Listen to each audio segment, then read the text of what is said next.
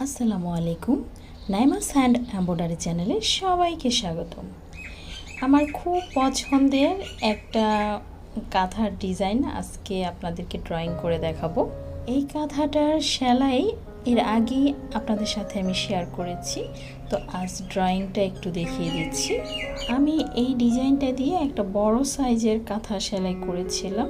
তো সেখানে আমি মোট 12টা ঘর করেছিলাম। সেই ঘরের ভেতরে ফুল লতা পাতাগুলো হয়েছিল।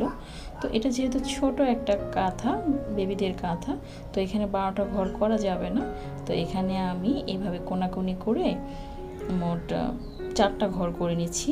ট্রায়াঙ্গেল সিস্টেম করে 4টা ঘর করব। আবার এক একটা ঘরের ভেতর 3টা করে লাইন হবে, আর সেই লাইনগুলোর ভেতরেই ফুল লতা পাতাগুলো এঁকে নেব। একটি স্কেলের সাহায্যে আমি এই লাইনগুলো করে নিচ্ছি। তো প্রত্যেকটা লাইন কিন্তু ট্রায়াঙ্গেল সিস্টেমই হবে।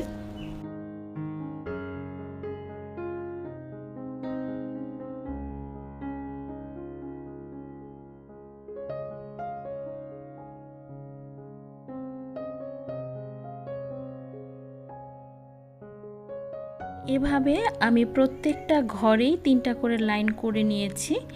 আর এই লাইনগুলোর ভেতরে এখন আমি প্রথমেই লতা আঁকবো, তারপর এর ভেতরে ফুল আর পাতা আঁকবো।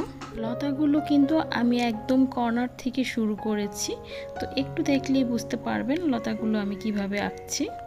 লতাগুলো আঁকা হয়ে যাওয়ার পরেই আমি ফুল আঁকবো এর ভিতরে। তো 7 পাপড়ির এক একটা ফুল হবে। তো প্রথমে যে মাঝের ফুলটা সেটা একটু বড় সাইজের হবে, তারপরের গুলো একটু ছোট হবে, আবার 3 নম্বরে যেই ফুলের মানে পাপড়িটা সেটা আবার একটু বড় সাইজের হবে। এভাবে করলে দেখা যায় ফুলগুলো দেখতে একটু সুন্দর লাগে। মোট 7টা পাপড়ির ফুল, তো এর মধ্যে 3টা পাপড়ি এক সমান হবে আর বাকি 4টা পাপড়ি এক সমান হবে। এভাবে করলে ফুলগুলো দেখতে বেশি সুন্দর লাগবে। আবারও বলে দিচ্ছি, মাঝের পাপড়িটা বড় হবে, তারপর আরেকটা বাদ দিয়ে 3 নাম্বার পাপড়িটা মাঝের পাপড়িটার সমান হবে, আবার শেষের পাপড়িটা ছোট হবে। মানে এভাবে মোট 7টা পাপড়ি এঁকে নেব একটা ফুলে। ফুলের লতা পাতা আঁকড়া এগুলো কিভাবে এঁকে নিচ্ছি একবার দেখলেই বুঝতে পারবেন, খুবই ইজি। জাস্ট একবার যদি একটু মনোযোগ দিয়ে দেখেন তাহলে এটা আঁকা আর সেলাই করা কোনোটাই কিন্তু কঠিন হবে না, সবগুলোই কিন্তু অনেক সহজ। আগের ভিডিওতে আমি সেলাইটা দেখিয়ে দিয়েছিলাম, তারপরও একটা পাপড়ি আমি আজ করে দিচ্ছি। ক্রস সেলাই দিয়ে পুরো ফুলটাই ক্রস সেলাই দিয়ে সেলাই করব। তো কিভাবে করছি সেটাই একটু দেখিয়ে দিচ্ছি। তো ভিডিওটা যদি ভালো লাগে তাহলে একটা লাইক দিতে ভুলবেন না।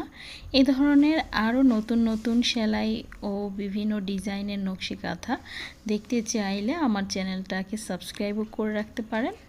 পাশে থাকা বেল বাটনটি অবশ্যই প্রেস করে রাখবেন, এতে আমি ভিডিও ছাড়া মাত্রই আপনার মোবাইলে নোটিফিকেশন আকারে তা পৌঁছে যাবে। আজ এ পর্যন্তই। সবাই অনেক ভালো থাকবেন, আমার জন্য দোয়া করবেন। আল্লাহ হাফেজ। আসসালামু আলাইকুম।